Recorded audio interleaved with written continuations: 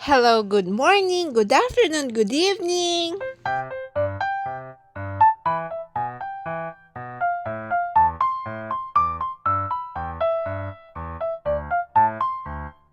Gagawa tayo ngayon ng Christmas tree. Ang saya September pa lang. Meron na ulit Christmas tree. Ay! Mga 100 days pa lang before Christmas. Dapat meron na kayong Christmas tree. Ang cute kaya.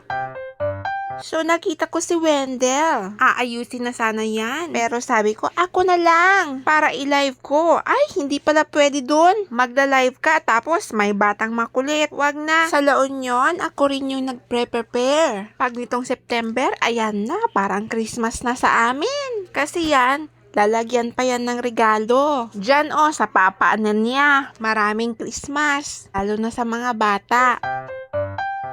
Yan inusbong-usbong ko lang para magmukha namang napakagandang Christmas tree.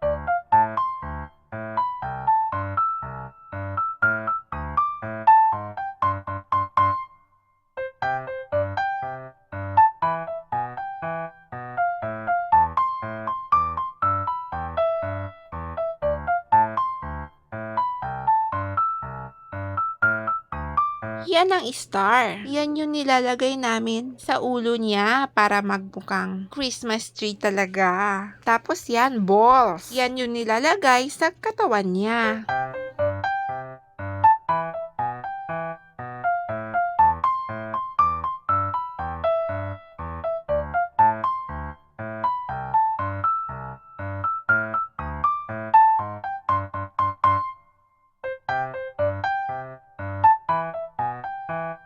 Ala, may nakarinig ng balls. Ayan tuloy. Uy, psst! Diyan lang yan, Dre ha? Hindi yan balls na alam mo. Ay, sabi ko hindi pwede, hindi pwede. Pero parang wala pa rin siyang narinig.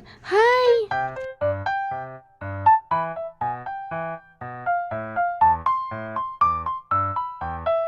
Hoy, hindi pwedeng makulit, ha? Please lang.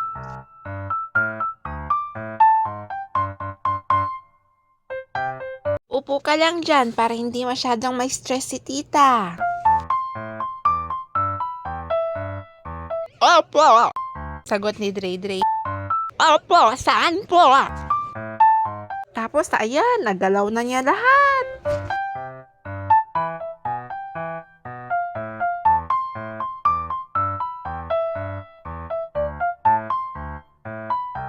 Tapos iiyak na siya, papakarga na. Tignan mo, daming balls,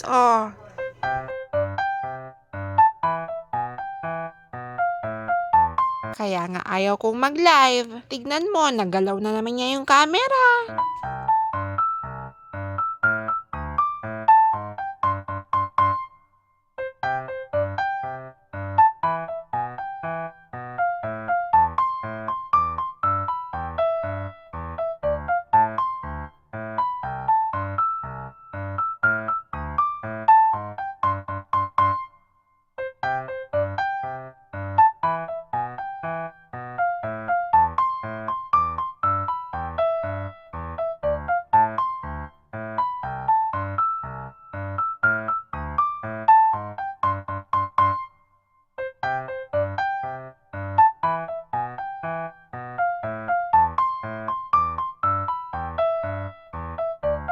O, tapos nilagyan namin ng Christmas lights. O, tapos na. Huwag niyo po kakalimutang i-share at i-subscribe na rin. Thank you. Follow for more.